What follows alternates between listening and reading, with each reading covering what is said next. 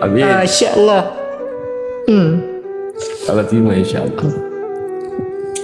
Kita buat dakwah ni, benda pertama yang kita akan dapat self confident.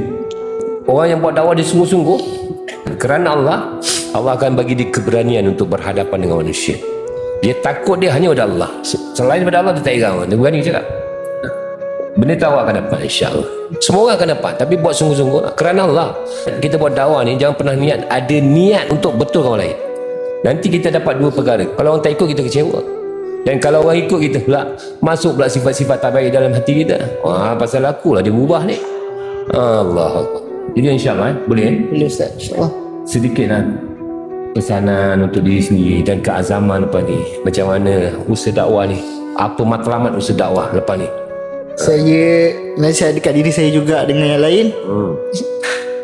Saya harap walaupun sebelum ni saya jarang solat, saya harap bila keluar ni, bila balik ke rumah tu, walaupun tak dapat 5 waktu, dapat 2-3 waktu pun alhamdulillah, bersyukur. Asalkan buat, jangan tinggal.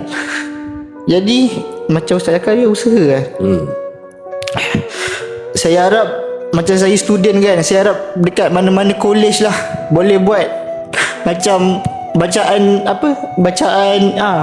taklim ke dekat surau-surau college, ajak yang lain, anak-anak muda kita. InsyaAllah siapa yang nak meriahkan surau kalau bukan anak muda. Benar.